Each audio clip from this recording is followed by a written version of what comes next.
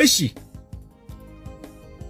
አንድ የመንግስት ባለስልጣን ወይ የፖሊስ ወይ የወታደር በየትኛውም ውትድርና ውስጥ ያለ አባላቶች ናቸው አሁን ለምርጫ ቅስቀሳ እያደረጉ ያሉት። ይሄ ህግ ላይ ከሆነ የተቀመጠው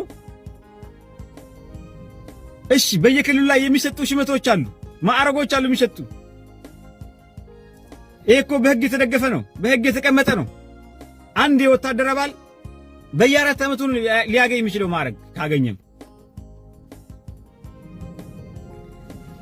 ከ10 አለቃ እንዴት ነው ወደ ኮሚሽነርነት ሊመጣ የሚችለው ሰውዬው? አንድ ወታደር 10 አለቃ እያለ ዛሬ ኔክስት ይር በሚቀጥለው ዓመት ሰውየው ኮሚሽነር ሆኖ ታገኘዋለህ። ይሄ በምን ታሪክ ነው? እኔ በጣም ነው የሚገርመኝ። ራሱ ያውቀዋል፣ ባለቤቱ የሚሰጣቸው ሰዎች ያውቃሉ። በሶሻል ሚዲያ እየተመራ ያለ መንግስት ነው የምለው እኔ። የቲክቶክ መንግስት እለዋለሁ ይሄ መንግስት። ሰላም ክቡራት ተኸታተልቲ ቪዲዮቲ ብኸመይ ጸኒሕኩም ተመሊስና መጺናኩም ኣለና። ያ እዞም ትሪእዎም ዘለኹም በዓል እዚ እቶም ብሻዕብያ ሙሉእ ድጋፍ ዝግበረሎም ፍርቂ ኣካሎም ኤርትራ ፍርቂ ኣካሎም ኢትዮጵያ ዝኾኑ ዓፋር ናይ ኢትዮጵያ ኢሉ ወታደራዊ ድጋፍ እናገበረ ሻዕብያ ሰላም ኢትዮጵያ ንምዝራግ ዘዕጥቆም ዘሎ ጉጅለታት ወይ ከዓ ሓይልታት እዮም። ኣብቲ ዶባት ናይ ኤርትራን ኢትዮጵያን እዩ ምንቅስቃሳቶም። ቀንዲ መዋፈሪኦም ከዓ ኣብ ማእኸል ኤርትራ ኮይኑ ካብ ዓሰብ ከባቢታት እዩ። መብዛሕትኦም ቶም ሓደ ከም በዓል እዚን ካልኦትን ዝኣመሰሉ ኢትዮጵያውያን ኣለውዎም። ቶም ዝበዝሑ ግን ባይዘወይ ዓፋር ኤርትራዊ ኣብ ኤርትራ ተኸይዲ ኤርትራዊ ኣብ ጅቡቲ ተኸይዲ ጅቡታዊ ኣብ ኢትዮጵያ ተኸይዲ ኢትዮጵያዊ ከምኡ ዓይነት ስታይ ዘለዎም ዓፋር ከም ብሄር ኣነ ኢትዮጵያዊ ኣነ ኤርትራዊ ኣነ ጅቡታዊ ኢሎም ዝምክሕሉ እንታይ ዝበሃል የብሎምን። በቃ ዓፋር እያ ብኸም እዮም ስታይ ናቶም መንግስቲ ናቶም ምሕደራ ናቶም እንታይ ዝበሃል ኣለዎም ብብሄር ደረጃ። ስለዚ ኣብ ኤርትራ ከም ሃገሮም እዮም ቆፂሮም ዝንቀሳቀሱ፣ ኣብ ጅቡቲ እውን ከምኡ ኣብ ኢትዮጵያ እውን ከምኡ። ሻዕብያ ኣብቲ ቀይሕ ባሕሪ ዓሳታት ብዘይ ሕጋዊ ገፊፍኩም ዶ ኣብ ምስጋር ደቂ ሰባት ተሳቲፍኩም ዶ ገለመለ ኢሉ ኣብ እስሪ ቤታት ናይ ዓሰብን ካልእን ኣብ በዓል ዓዲ ንፋስ ሓርሲለ ገለታት ኣብዚ ናይ መንካዕካዕ ኣብ ክሊማ ኣብዚ ናይ በዓል 18 ኣብታት ኣሳሲርዎም ፀንሐ ኣኻኺቡ ሰላም ኢትዮጵያ ንምዝራግ ብምሕረት ካብ እስሪ ቤት ኣውፅየኩም ኣለኹ ኢሉ ኣብ ውትድርና ኣኽቲትዎም ኣሎ። መብዛሕትኦም ሲ ኣብ ከምኡ ዝነበሩ እዮም ኤርትራውያን እዮም ከይንብል እቲ ናይ ዓፋር ሕጊ ራእይዎ። ኣብ ኢትዮጵያ ተመፂኡ ኤርትራ ዝቕመጥ ዓፋር ኢትዮጵያዊ ምስቶም በቃ ብሓፂሩ ሲ ዓፋር ብሃገር ብዙሕ ውሳይ ኣይኮን። ስለዚ ነዚኦም ኣኻኺቡ ሻዕብያ ሰላም ኢትዮጵያ ንምዝራግ ብከምዚ ትሪእዎም ዘለኹም ብቀዳማይ እውን ዘርጊሐ ነይረ ኣኽቲትዎም ኣሎ። ዝተፈላለዩ ወታደራዊ ሓገዝ ድጋፍ እናገበረ የኽትቶም ኣሎ ማለት እዩ። እስከ ንስማዕ ክሳብ መወዳእታ እንታይ እዩ ዝብል ዝወዲ በመሓርኛ እዩ፣ ግን ፅቡቅ ጌርና ንስማዕ እሞ ሼር ከዓ ንግበሮ ናብ ኩሉ። ባይዘወይ ሰላም ኢትዮጵያ ንምዝራግ እዩ ዝኣኻኽቦም ዘሎ ህወሓት ፋኖ ዓፋር ገለመለ እምበር ሓይሊ ስለ ዘለዎም ወይ ከዓ ሓያላት እዮም ብዝሕ እውን ኣለዎም ክንብል ኣይንኽእልና ወላ ሓደ የብሎምን። ትረፍ እዚኦም ህወሓት እውን ዓቕምን ብዝሕን የብላን። ስለዚ ንስማዕ ክሳብ መወዳእታ። ለመላው የኢትዮጵያ ህዝቦች ብሔር ብሔረሰቦችና ህዝቦች ሰላምታዬን ላቀርብላችሁ እወዳለሁኝ። እኔ የአፋር ብሔራዊ አንድነት አብዮታዊ ግንባር ወታደር ታጋይ ነኝ። ስሜ መሐመድ ይሐያ ይባላል። ኢንጂነር መሐመድ ይሐያ ይባላል። በኮንስትራክሽን ምህንድስና ተመርቄ አሁን ደግሞ ወታደር ነኝ ታጋይም ነኝ ማለት ነው። እና አሁን ትንሽ ነገር መናገር እፈልጋለሁኝ ማለት በሀገራችን ዙሪያ ትንሽ ነገር መናገር እፈልጋለሁኝ ማለት አጠቃላይ አሁን ኢትዮጵያ ውስጥ ያለው ኮንዲሽን ምን ይመስላል በሚለው ትንሽ ነገር መናገር እፈልጋለሁ። ምክንያቱም እንደ አንድ ኢትዮጵያዊ በመሆኔ ዙሪያ ምክንያት ትንሽ ነገር መናገር እፈልጋለሁ። አሁን በኢትዮጵያ ያለው መንግስት ትንሽ ኮንፈርት የሚሰጥ መንግስት አይደለም። ለህዝቡም ለሁሉ ነገር ኮንፈርት ምቹ መንግስት አይደለም። ምክንያቱም በተለያዩ ችግር ያለበት መንግስት ስለሆነ ማለት ነው። ግልጽ ነው። እኔ ብቻዬን ስለተናገርኩ ወይ እኔ ብቻዬን ያሰብኩት ነገር አይደለም ወይ እኔ ጋር ብቻ ያለ ነገር አይደለም ይሄ ነገር። ምክንያቱም የሃይማኖት ሁሉ ጊዜ የሃይማኖት ግጭት አለ። የካልቸር የባህል መበረዝ አለ፣ የተለያዩ ችግሮች አሉ ኢትዮጵያ ውስጥ ማለት ነው። ያ ደግሞ ማለት አንድ ብሔር ሁለት ብሔሮች አብሮ በሰላም መኖር አይችሉም። ያው አንድ ብሔር ውስጥ ደግሞ በጣም የተለያየ ችግር አለ። እስከ ድንበር ዘለል የሆነ ሌላ አጎራባች መንግስቶች ኢትዮጵያ አጎራባች መንግስቶች ድንበር ዘለል ጥቃት እየከፈተበት ያለበት ህዝብ መንግስት እንዴት ዝም ይላል? ያ ደግሞ እንደ ምሳሌ ማሳየት የምንችለው በተለያዩ ጊዜ በድሮን የተጠቃ የአፋር ክልል በፈረንሳይ በጅቡቲ በፈረንሳይ ድሮኖች በጅቡቲ መንግስት በተለያዩ ጊዜ የአፋር ኤልዳር አካባቢ ተጠቅቷል። በጣም በቁጥር የማይገመት በቁጥር ሊለካ የማይችል ህዝብ ነው የሞተው በዛ ጥቃት ማለት ነው። እና ይሄ አንድ ሀገር ትልቅ መንግስት ነኝ የሚል በሆርን ኦፍ አፍሪካ ላይ ከኔ በላይ መንግስት የለም የሚል መንግስት ባለበት ሀገር ሊሆን የሚችል ነገር አይደለም። አንድ መንግስት ቢኖርማ ሌላ ድንበር ዘለል ጥቃት ለዛውም በአርብቶ አደር ህዝብ ምንም መሳሪያ ባልታጠቀ እንኳን መሳሪያ መታጠቅና መሳሪያ ምን እንደሆነ የማያውቅ ህዝብ ላይ የተከፈተ ጥቃት ነበር፣ በድሮ የታጀበ ጥቃት።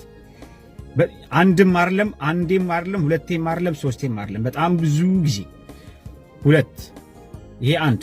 ሁለተኛ ነገር ደግሞ የተለያየ በሆርን ኦፍ አፍሪካ የሚንቀሳቀስ አሸባሪ ቡድን የኢትዮጵያን ድንበር በምን ተአምር አልፎ እንደሚገቡ አላውቅም። አልፎ እየገቡ በተለያዩ ጊዜ በተለያዩ ቦታ ኤቪደንሶች አሉ።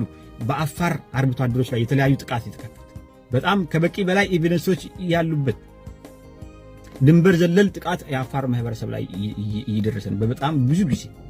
ቀጥል ወደ ጋምቤላ ሂድ። የሱዳን ወታደሮች ገብተው በተለያዩ ጊዜ ደግሞ የጋምቤላ ህዝብ ላይ የሱዳን ተቃዋሚዎች ማሰልጠኛ ከፍተው የጋምቤላ ህዝብ ላይ እንደ ልብ እየፈነጩ የዚህ ጦስ ተካፋይ ይሄ ጦስ ቀጥታ ጦስ እየደረሰበት ያለው የጋምቤላ ህዝብ ነው። ከማን የቤኒሻንጉል ክልልም እንደዚሁ የተለያዩ ችግር አለበት። ስለዚህ ይሄ አንድ ሀገር አንድ መንግስት ነኝ የሚል መንግስት አለኝ የሚል መንግስት አለበት የሚባል ሀገር ላይ የሚከሰት ነገር ከሆነ ኦኬ የኢትዮጵያ ህዝብ ይፍረድ ነው። እስኪ አንድ ጥያቄ ነው በጣም የገረመኝ። እኔ ኮንስትራክሽን ባለሙያ ነኝ ማለት በኮንስትራክሽን ምህንድስና ነበር ሰራ የነበርኩትና መንግስት እንዴት ነው ራሱ ጨረታ ያወጣል፣ ራሱ ኮንትራክት ይወስዳል፣ ራሱ ሱፐርቪዥን እንዴት ያደርጋል? ሶስት በጣም በአፋር ክልል ላይ ያለው አሁን በጣም ትልቁ ችግር ይሄ ነው። መንግስት ራሱ ጨረታ ያወጣል አንድ፣ ከዛ ያንን ቢድ ሲያወጣ ለዛ ጨረታ ተወዳዳሪ ሆኖ የሚቀርበው ራሱ ያወጣውን ራሱ ይወዳደራል። ከዛ ራሱ ያሸንፍና ሱፐርቪዥን ደግሞ ራሱ ይወስዳል። ይሄ ውሸት ነው ከተባለ ግልጽ ነው መናገር እችላለሁኝ። ምሳሌ የአፋር ዲዛይንና ሱፐርቪዥን ቁጥጥር ሱፐርቪዥን ነው የሚሰራው። ስራው ክልል ላይ ያለውን ኮንስትራክሽን ስራዎች ሱፐርቫይዝ ነው የሚያደርገው። እንደ ትልቅ ምሳሌ የሚወስደው የአወል አርባ አማች ሰዒድ እስማኤል ይባላል። ሰዒድ እስማኤል ዱብቲ ላይ ትልቅ ፕሮጀክት ወስዶ ነበር። ያንን ፕሮጀክት እኔ ነበርኩኝ ሳይት መሐንዲስ። ላኪን ለሱ ሰብ ኮንትራክት ነው የሰጠው። አፋር ወተር ወርክስ የአፋር ውሃ ስራዎች ነው የወሰደው ኮንትራቱን። መንግስቱም የመንግስት ተቋም ስለሆነ ወሰደ። ከዛ ሰብ ኮንትራክት ለሰዒድ እስማኤል ለሲራሌ ኮንስትራክሽን ይሰጠዋል። የሼድ ነበረ የግብርና የችግኝ ማስፋፊያ ጣቢያ ነው ፕሮጀክቱና አራውንድ 100 ምናምን ሚሊዮን ብር ነው። አራውንድ 180 ሚሊዮን አካባቢ እንደውም አይታወቅም። በግልጽ ቢል ላይ የተቀመጠው አላህ ነው የሚያውቀው፣ ሌላ ሰው ማንም ያውቅ። ምክንያቱም ኮንትራት ዶክመንት ላይ የተፈረመው ሌላ ብሩ በተለያየ ሰበብ ሲወጣ የነበረው እንዴት እንደሆነ እናውቃለን እኛ፣ ግልጽ ነው። ምክንያቱም ሙሉ ፕሮጀክቱን አንድ አመት አካባቢ እኔ ነበርኩ ሳይት መሐንዲስ እዛ ላይ። ያንን ኮንትራት የወሰደው ያወጣው የክልሉ መንግስት ነው። የተሰጠው ለአፋር ውሃ ስራዎች ነው። የአፋር ውሃ ስራዎች ደግሞ መልሶ በእጃዙር አውቆ ለአወል አርባ አማች ለሰዒድ እስማኤል ነው የሰጠው ሲራሌ ኮንስትራክሽን። ከዛስ ሱፐርቪዥን ሲሰራ የነበረው ደግሞ አፋር ዲዛይን ነው። የአፋር ዲዛይን ደግሞ ሱፐርቪዥን ኃላፊ ይታወቃል። የሰዒድ እስማኤል ምርጥ ጓደኛው ነው። ስለዚህ በተለያዩ እንዴት በለ በቀኝ አዙር የህፃን ጨዋታ ነው፣ ቃቃ ጨዋታ እንደ ቃቃ ጨዋታ ሲሰራ የነበረው ይሄ ለምሳሌ በትንሹ እንሂድ። ሐሩካ ላይ ሐሩካ ላይ አንድ የውሃ ጉድጓድ ውሃ ተቆፍሮ አዲስ ፓምፕ መግባት እያለበት ሰከንድ ሃንድ ፓምፕ ከየት መጥቶ የተገጠመለት ህዝቡ ያውቃል። የአፋር ዲዛይን በሰዓቱ የነበሩ አመራሮች እንዳለ ያውቃሉ። ያንን ፓምፕ ከገባ ከአንድ ሳምንት በኋላ ቆመ ማለት ከአገልግሎት ውጭ ሆነ። ምክንያቱም ከስንት ዓመታት በፊት አገልግሎት አቆመ የነበረ በትንሽ ብይዳ በትንሽ ጥገና ተደርጎለት ነበር ወደዛ ሳይት ተመለሰ። እዛ ደግሞ የነበሩ ሳይት መሐንዲሶች ከኔ ጋር የሚሰሩ የነበሩ ኤሌክትሪኮ ሜካኒካል ኢንጂነሮች አሉ። እነሱ ያውቃሉ። ይሄ ፓምፕ እዚህ ውስጥ መግባት የለበትም ይበላሻል እያሉ አዲስ ነው ኮንትራክት ላይ አዲስ ተገዝቶ ይገጠም ነው የሚለው ኮንትራክት ብዙ ጊዜ አዲስ ይገጠም ካለ አዲስ ነው የሚገጠም ኮንትራክት ላይ ያለው ወይ ካሉ ሰከንድ ሃንድም ከሆነ ደግሞ ወይ ጥገና ተደርጎለት የሚገቡ ፓምፖች አሉ። ያ ደግሞ እጥረት ካለ ነው። ግን አዲስ ኮንትራክት የተያዘለት ፕሮጀክት ከሆነ አዲስ ማሽን ነው የሚገባው፣ አዲስ ፓምፕ ነው የሚገባው። ያ ፓምፕ መግባት እያለበት አልገባም። ያን የፓምፑን ወጪ እዛ ሐሩካ ላይ አዲስ ፓምፕ ነበር መግባት የነበረበት በኮንትራክት አግሪመንት ከሆነ በአግሪመንት መሰረት አዲስ ፓምፕ ነበር መግባት የነበረበት። ያንን ደግሞ የአዲስ ፓምፕን ወጪ እንዳለ ወደ ክልሉ መንግስት ሺፍት ተደርጎ ሰከንድ ሃንድ ከስንት ዓመት በፊት ጅቡቲ ላይ የነበረ ማሽን እዛ የተገጠመው ተወስዶ የቆመ ማለት ነው።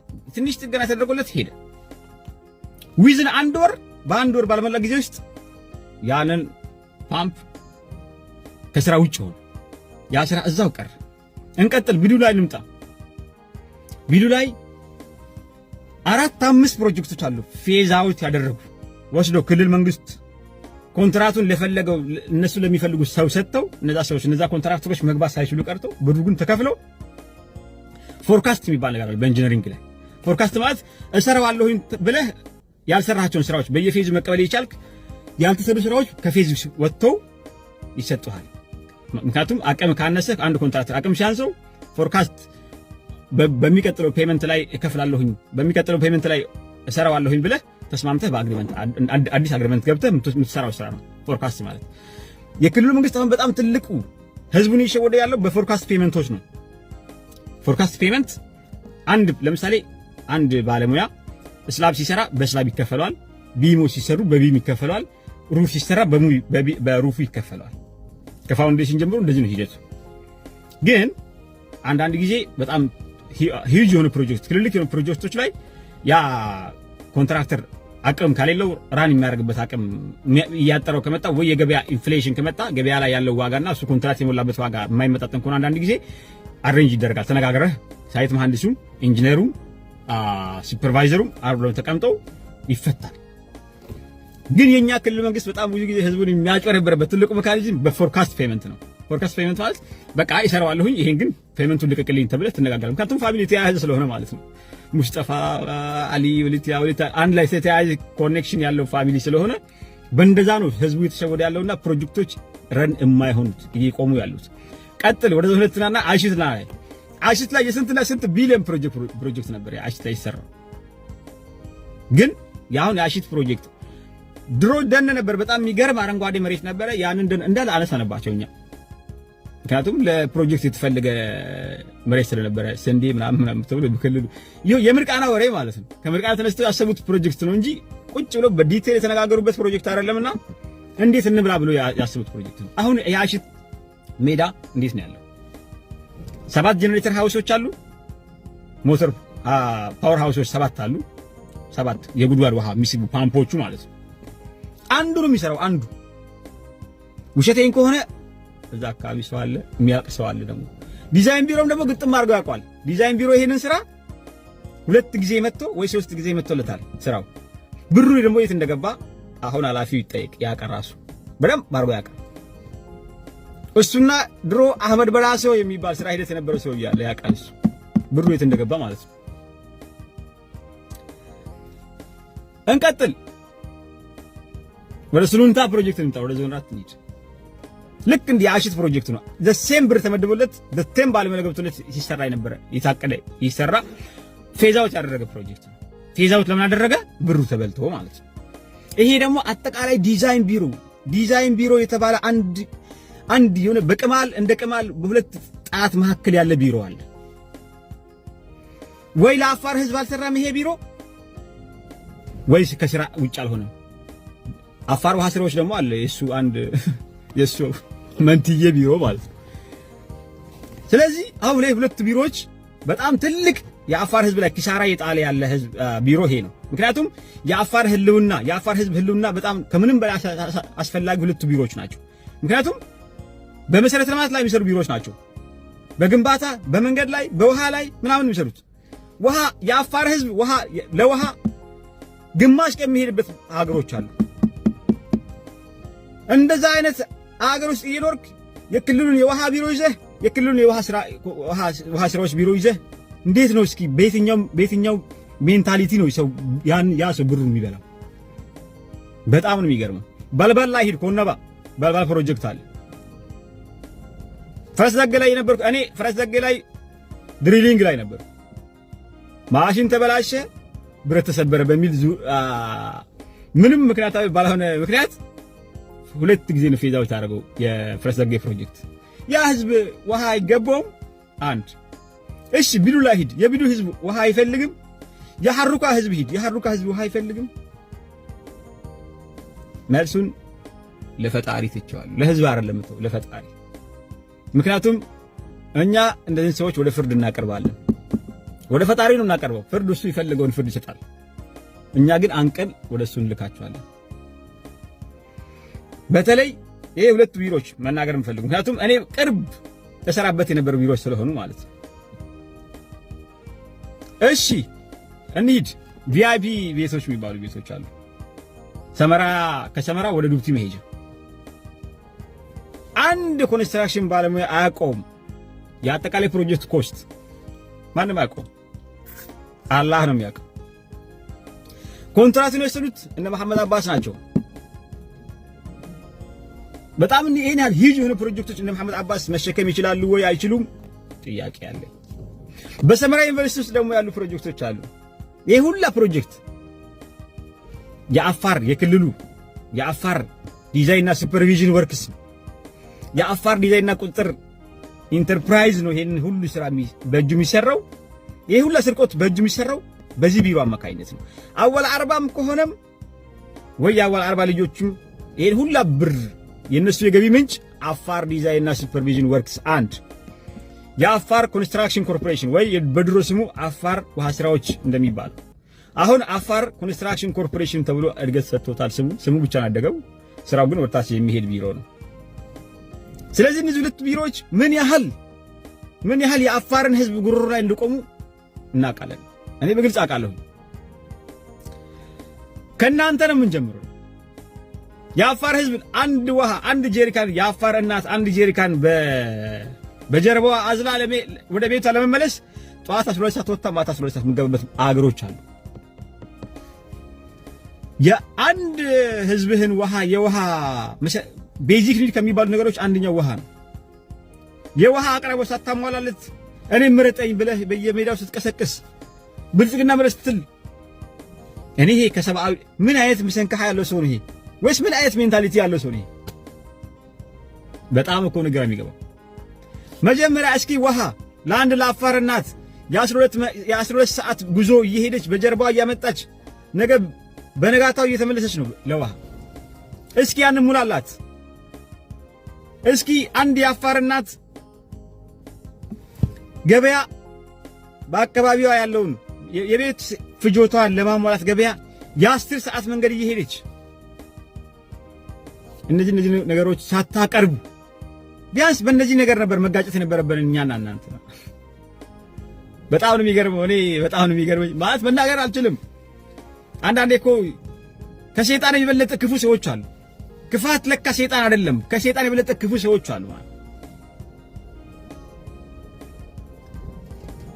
አንድ እናት 10 ፍየል አላት ተብሎ በእያንዳንዱ ፍየል ላይ 100 ብር ከሆነ ግብሯ እቺ እናት 10ሩን ፍየል በጠዋት ገበያ ልትወስድ ነው ማለት ነው። የአንድን መንግስት ያ ግብሩን ለመሸፈን የግብር ወጪውን ለመሸፈን ምሳሌ እናቴ አሁን 30 ፍየል ቢኖራት አንድ ፍየል ላይ 30 ብር በየወሩ 30 ብር የምትከፍል ከሆነ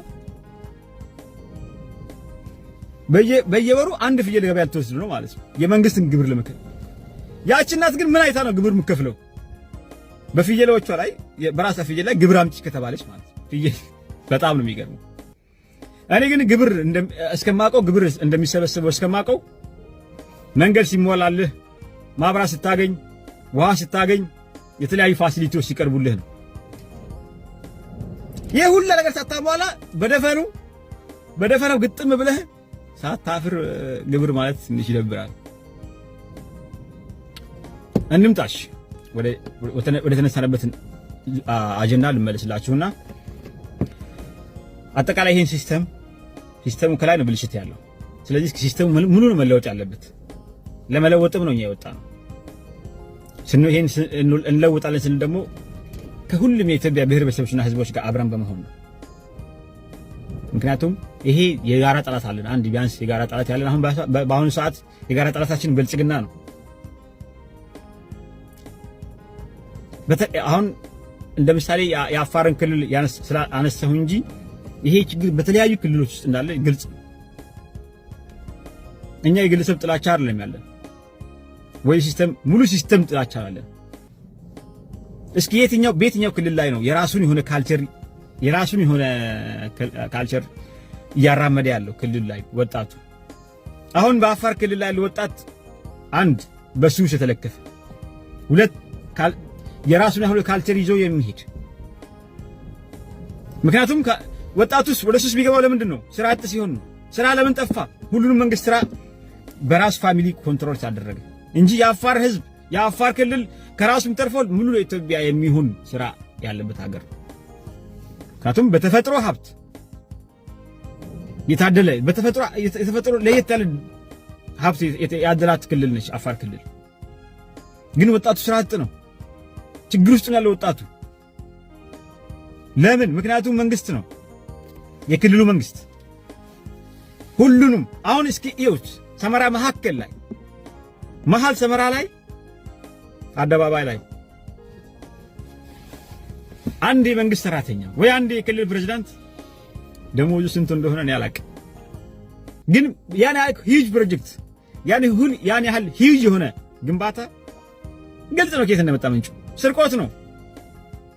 እኛ ስርቆትን እናወግዛለን፣ ስርቆትን ሌብነት እናወግዛለን። እኛ ደግሞ አንድ ወደዚህ ትግል የገባንበት ምክንያት ህዝባችንን ከጭቆና እናወጣለን፣ ከውጭ ወራሪዎች እንጠብቃለን በሚል ነው እንጂ የስልጣን ጥማት የለም፣ ምን የለም። የህዝባችንን ሉዓላዊነት ለመጠበቅ፣ የህዝባችንን ዲሞክራሲያዊ መብት ለመጠበቅ፣ የህዝባችንን ሰብአዊ መብት ለማስጠበቅ ነው የወጣ ነው። ምክንያቱም በሰዓት የኛ ህዝብ የአፋር ህዝብ ሶስት መብት ተነፍጓል። ዲሞክራሲያዊ መብት የለውም፣ ሰብአዊ መብት የለውም፣ ምንም አይነት መብት የለውም። የአፋር ህዝብ በሰዓት ድንበር ዘለል ጥቃቶች እየገቡ ነው ከውጭ በሶማሌ በኩል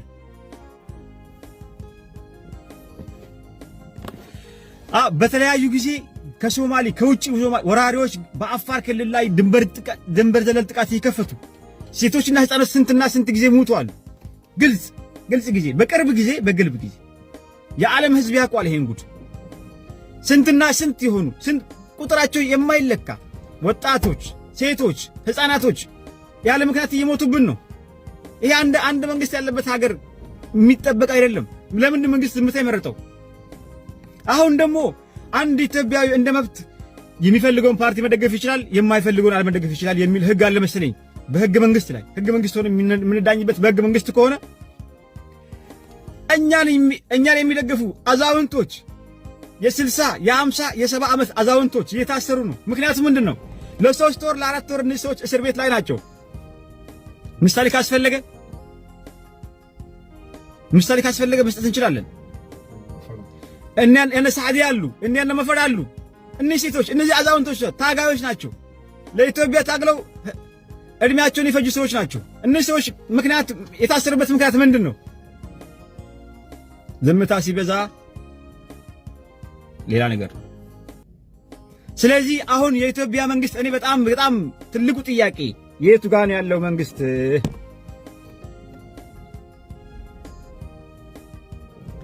እሺ አንድ የመንግስት ባለስልጣን ወይ የፖሊስ ወይ የወታደር በየትኛውም ውትድርና ውስጥ ያለ አባላቶች ናቸው አሁን ለምርጫ ቅስቀሳ እያደረጉ ያሉት። ይሄ ህግ ላይ ከሆነ የተቀመጠው እሺ፣ በየክልሉ ላይ የሚሰጡ ሽመቶች አሉ፣ ማዕረጎች አሉ የሚሰጡ። ይሄ እኮ በህግ የተደገፈ ነው፣ በህግ የተቀመጠ ነው። አንድ የወታደር አባል በየ4 ዓመቱ ሊያገኝ የሚችለው ማዕረግ ካገኘም ከ10 አለቃ እንዴት ነው ወደ ኮሚሽነርነት ሊመጣ የሚችለው ሰውዬው? አንድ ወታደር 10 አለቃ እያለ ዛሬ ኔክስት ይር በሚቀጥለው ዓመት ሰውየው ኮሚሽነር ሆኖ ታገኘዋለህ። ይሄ በምን ታሪክ ነው? እኔ በጣም ነው የሚገርመኝ። ራሱ ያውቀዋል፣ ባለቤቱ የሚሰጣቸው ሰዎች ያውቃሉ። በሶሻል ሚዲያ እየተመራ ያለ መንግስት ነው የምለው እኔ። የቲክቶክ መንግስት እለዋለሁኝ ይሄ መንግስት፣ ወይ የፌስቡክ መንግስት እለዋለሁኝ። በሚሊተሪ ካስታጠቀው በላይ ወታደር ያለው ሶሻል ሚዲያ ያለው ይሄ ሰው ወታደር። አሁን በተለይ የአፋር ክልል ከፖሊሱ ቁጥር የበለጠ የፌስቡክ ፖሊስ ይበልጣል። በፌስቡክ ላይ በጣም ብዙ ወታደር አለው። ለምን እነዚህ ሰዎች ስራ ከሚፈቱ ማሰልጠኛ ገብቶ ለሀገር እንዲጠቅሙ ይሄ ነገር ማድረግ አለበት። የፌስቡክ ወራዊት ነው ያለው፣ ሰራዊቱ እንዳለ የፌስቡክ ሰራዊት ነው ያለው መንግስት። ይሄ ደግሞ የመጥፋቱ አዝማሚያው ነው፣ ማሳያው ነው። ሲጠፋ አንድ መንግስት ሊጠፋ ሲል እንደዚህ አይነት ተልካሻ ነገሮችን ያበዛል፣ ልክስክስ ነገር ያበዛል። አንድ መንግስት ሊጠፋ ሲል ማለት ነው። አወል 40 ወደ 40 ሺህ ወደ 50 ሺህ የሚጠጋ ወታደር አለ ፌስቡክ ላይ። ይሄ ደግሞ ማጋነን አይደለም፣ የምሬን ነው። በጣም ብዙ 40 ሺህ ወደ 50 ሺህ የሚገመት የሚሊታሪ ልብስ ያለበሰ የፌስቡክ ወታደሮች አሉት፣ የፌስቡክ ሰራዊት አሉ። እንደውም በእኛ ክልል ላይ አክቲቪስት የሚለው ቃል ብዙ ትርጓሜውን አጥቶ ትክክለኛ ትርጓሜውን አጥቶ ወደ 24 ሰዓት አክቲቭ ለሚለው ተቀይሯል።